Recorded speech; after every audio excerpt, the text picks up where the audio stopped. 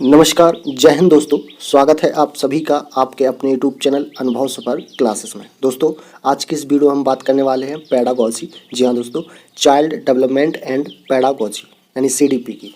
ये हमारा पार्ट चौथा है और पार्ट 3 हम अपलोड कर चुके हैं, तो वो आप प्ले लिस्ट में जा करके देख सकते हैं। दोस्तों, ये जो आपकी डिमांड पर ये हमने टेस्ट सीरीज शुरू की है पेडागोजी की, जो आपकी डिमांड थी। ठीक है, तो हम चलते हैं, देखते हैं। उससे पहले जो दोस्त चैनल पे पहली बार विजिट कर रहे हैं वो चैनल को सब्सक्राइब कर लें और बेल आइकन का बटन ऑन कर लें, जिससे आने वाला वीडियो का कोई भी नोटिफिकेशन अपडेट है वो आपको मिलता रहे। तो चलिए शुरू करते हैं। देखिए, यहाँ पे हमने लिया है चाइल्ड डेवलपमेंट एंड पेडागोजी। ये 2019 2018 19 का पेपर है। ठीक है, और इस प्रकार के प्रश्न पूछे गए थे। अभी आपका जो एग्ज़ाम होने वाला है उसमें 10 नंबर का पेडागोजी पूछा जाएगा। ठीक, पहला प्रश्न क्या है? एक छात्र इस विश्वास से अध्ययन करने के लिए अभिप्रेरित होता है कि अच्छा ग्रेड उसके या उसकी कक्षा प्रतिनिधि बनने के आवेदन में मदद करेगा। अभिप्रेरणा बोले तो मोटिवेशन। अभिप्रेरणा के मानवतावादी सिद्धांत के अनुसार वह किस आवश्यकता को पूरा करने की कोशिश कर रहा है? तो वो कर रहा है बड़ी आवश्यकता। करेक्ट आंसर क्या हो जाएगा? बड़ी आवश्यकता। अगला प्रश्न है, निम्नलिखित में कौन सा विचार जे पियाजे द्वारा दिए गए सिद्धांत के अधिगम की प्रक्रिया के संबंध में निहित नहीं है? तो कौन सा नहीं है? तो ये अधिगम दिए गए ज्ञान की निष्क्रिय आश्मिकता है। ऑप्शन फर्स्ट क्या हो जाएगा? राइट आंसर अधिगम दिए गए ज्ञान की निष्क्रियता है। चलिए अगला प्रश्न देखते हैं। समान आयु वर्ग के बच्चों का होना और समान सामाजिक पृष्ठभूमि को साझा करना के रूप में जाना जाता है, तो इसे जाना जाता है साथियों का समूह। ऑप्शन 4 क्या हो जाएगा? Right answer. क्वेश्चन क्या क्या है? कहा है समान आयु वर्ग के बच्चों का होना और समान सामाजिक पृष्ठभूमि को साझा करना साथियों का समूह के रूप में जाना जाता है, तो ऑप्शन 4 क्या हो जाएगा? राइट। अगला प्रश्न है, कक्षा के भीतर छात्र की कम सहभागिता किस कारण से हो सकती है? तो ये हो सकती है रुचि की कमी। ऑप्शन 4 क्या हो जाएगा? राइट आंसर रुचि की कमी।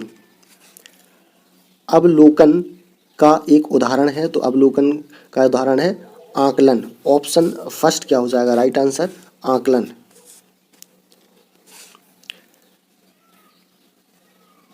निम्नलिखित में से किस में एक अक्षमता मौजूद है? तो करेक्ट आंसर क्या हो जाएगा? उपयुक्त सभी। इन सभी में क्या है?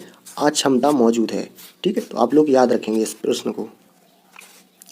अगला प्रश्न है, में एक उत्तेजना सम्मिलित होती है जो अपेक्षित प्रक्रिया की संभावना को प्रबल करती है, तो ये करती है नकारात्मक दंड। ऑप्शन फर्स्ट क्या हो जाएगा? Right answer. नकारात्मक दंड में एक उत्तेजना सम्मिलित होती है जो अपेक्षित प्रतिक्रिया की संभावना को प्रबल करती है, तो ऑप्शन फर्स्ट क्या हो जाएगा? Right answer. शिक्षण के लिए कौन सा दृष्टिकोण किसी की स्मृति को मजबूत करता है? तो ये करता है बहुसंवेदी। ऑप्शन फर्स्ट क्या हो जाएगा? राइट आंसर बहुसंवेदी। दोस्तों, आपको वीडियो पसंद आए तो वीडियो को लाइक ज़रूर करें और चैनल को अभी तक सब्सक्राइब नहीं किया है तो चैनल को जरूर सब्सक्राइब कर लें। होवर्ग के अनुसार नैतिकता का स्तर सामाजिक मानदंडों द्वारा स्पष्ट रूप से निर्धारित होता है या लोगों के एक समूह द्वारा स्पष्ट रूप से सहमत होता है? तो ये होता है पारंपरिक स्तर। ऑप्शन फर्स्ट क्या 4 क्या हो जाएगा? राइट आंसर पारंपरिक स्तर। अगला प्रश्न है, वह प्रक्रिया क्या है जिसके द्वारा दीर्घकालिक स्मृति से कोई सूचना अनुपयोग होने के कारण समाप्त जाती है? तो वो है क्षय। ऑप्शन सेकंड क्या हो जाएगा? राइट आंसर क्षय।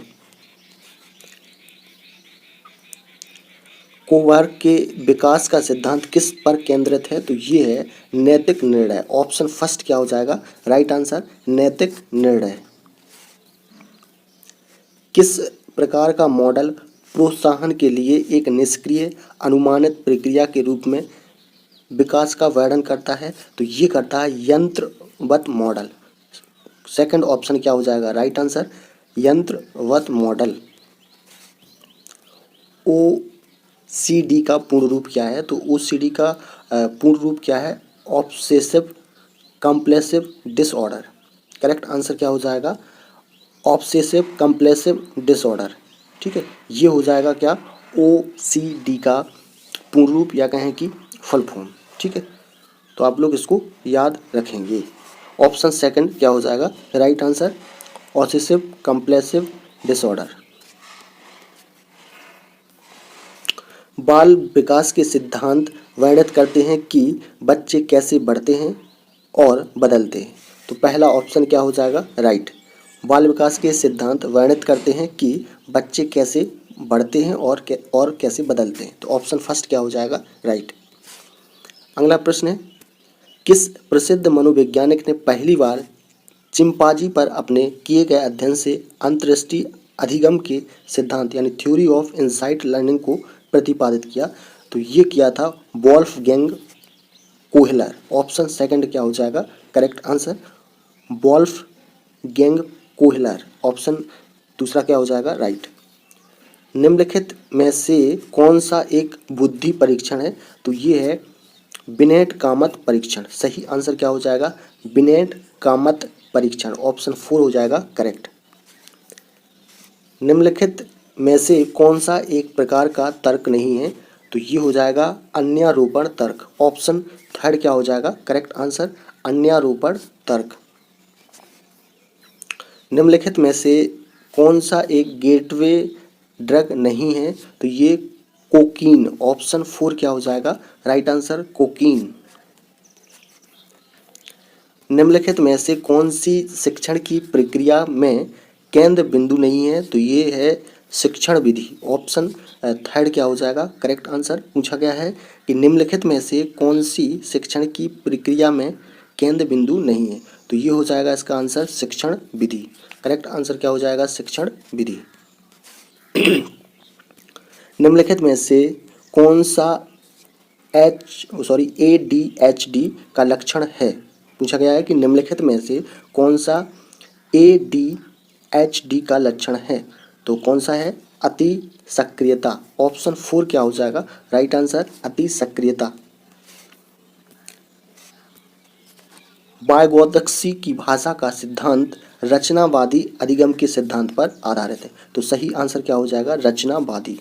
प्रश्न पूछा गया है वायगोत्स्की की भाषा का सिद्धांत रचनावादी अधिगम के सिद्धांत पर आधारित है। तो ऑप्शन तीसरा क्या हो जाएगा राइट आंसर। कई तरीकों में से एक तरीका है जिसके माध्यम से संस्कृति विकास को प्रभावित करती है, तो वो है भाषा यानी कि लैंग्वेज। सही आंसर क्या हो जाएगा भाषा। भाषा कई तरीकों में से एक तरीका है जिसके माध्यम से संस्कृति विकास को प्रभावित करती है। तो ऑप्शन थर्ड क्या हो जाएगा राइट। अगला प्रश्न है, का अध्ययन व्यक्तित्व और सामाजिक विकास के अंतर्गत किया जाता है? तो सही आंसर हो जाएगा आत्म केंद्रित व्यवहार। आत्म केंद्रित व्यवहार का अध्ययन व्यक्तित्व और सामाजिक विकास के अंतर्गत किया जाता है। तो ऑप्शन फर्स्ट क्या हो जाएगा राइट आंसर।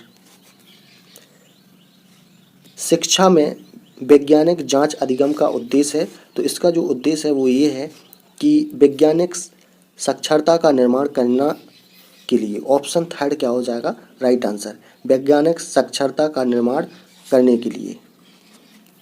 अगला प्रश्न है, छात्रों से अपेक्षाओं को पूरा करने से उनके अधिगम की क्षमता में वृद्धि होगी। यह कार्य निम्न का हिस्सा बन जाता है। तो ये बन जाता है अधिगम के लिए आकलन। सही आंसर क्या हो जाएगा अधिगम के लिए आकलन। ऑप्शन 4 क्या हो जाएगा करेक्ट आंसर। जब सामाजिक मूल्यों और मान्यताओं को जानबूझकर किसी व्यक्ति में परिवर्तित कर दिया जाता है तो इसे पुनः सामाजिकरण के रूप में जाना जाता है। तो ऑप्शन 4 क्या हो जाएगा राइट आंसर। ठीक है, प्रश्न पूछा गया है जब सामाजिक मूल्यों और मान्यताओं को जानबूझकर किसी व्यक्ति में परिवर्तित कर दिया जाता है तो इसे पुनः समाजीकरण के रूप में जाना जाता है। तो ऑप्शन 4 क्या हो जाएगा राइट आंसर। अभ्यास मनुष्य को परिपूर्ण बनाता है, थॉर्नडाइक के किस नियम के लिए उदाहरण हो सकता है? तो ये हो सकता है अभ्यास का नियम। ऑप्शन फर्स्ट क्या हो जाएगा राइट आंसर। अभ्यास प्रश्न पूछा गया था कि अभ्यास मनुष्य को परिपूर्ण बनाता है, थॉर्नडाइक के किस नियम के लिए उदाहरण हो सकता है? तो ये हो सकता है अभ्यास का नियम। ऑप्शन फर्स्ट क्या हो जाएगा राइट। प्रेरणा का अनुक्रम सिद्धांत इनके द्वारा प्रतिपादित किया गया, तो ये किया गया है Abraham Harold Maslow. Correct answer क्या हो जाएगा option first Abraham Harold Maslow.